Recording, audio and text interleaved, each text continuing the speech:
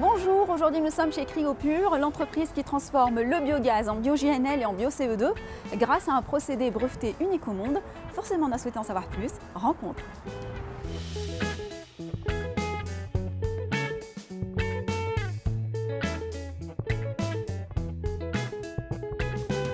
Denis Clodic, bonjour. Bonjour. Vous êtes fondateur de Cryopure.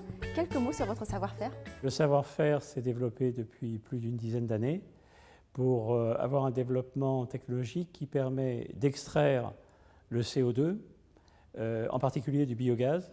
Et la manière dont on l'extrait, c'est en le faisant passer directement de la phase gaz à la phase solide à basse température, entre moins 90 et moins 120 degrés C. Donc on peut dire que nous sommes des spécialistes du passage du gaz au solide et du solide au liquide. Alors vous l'avez souligné, le biogaz est transformé en bio-GNL et ensuite aussi en bio-CO2. Est-ce qu'on peut en savoir un peu plus sur ces deux produits spécifiquement? Le produit principal, c'est bien sûr le biométhane qui s'appelle bio-GNL et le bio-CO2, il est suffisamment pur pour avoir des applications industrielles. Donc la première application industrielle intéressante pour le bio-CO2, c'est d'en faire de la glace carbonique qui va être utilisée dans un nombre d'applications intéressantes. Alors il est facile à transformer, il est facile à transporter, il rend aussi possible des projets qui sont non raccordables au réseau. Je sais que vous avez eu récemment la visite du Premier ministre et du ministre de l'Écologie. Comment est perçu votre produit par les pouvoirs publics du coup? Ce qui les a incités à venir, c'est que ce projet est un projet qui transforme effectivement directement les boues d'épuration en carburant liquide. Deuxième élément important, collaboration entre des grands groupes, Suez, Engie et une start-up comme Cryopure. Et enfin, une capacité à partir d'un projet de démonstration vers l'industrialisation. Donc, on cochait beaucoup de cases sur le fait de partir d'une technologie pour arriver à un produit industriel. D'autant que votre produit peut aussi se substituer au diesel, puisque vous l'utilisez déjà pour les camions, les bateaux, si j'ai bien compris.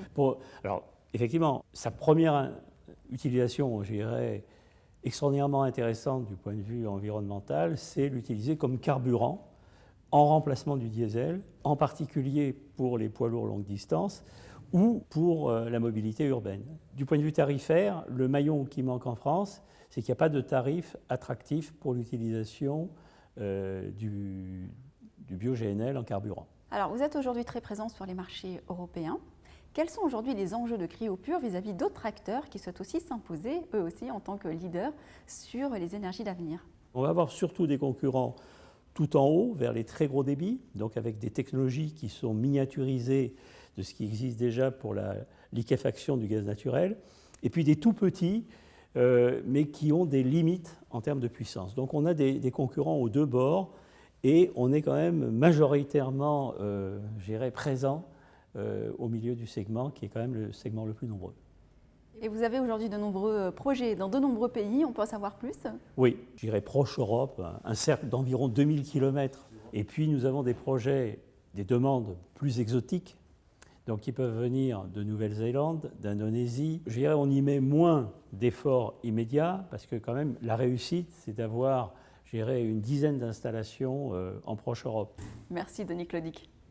Pour financer son développement, Cryopure a levé à ce jour 9 millions d'euros. 2 millions d'euros, c'est le chiffre d'affaires lié à sa première installation. Et le biométhane permet d'économiser 90% des émissions à effet de serre comparativement au diesel.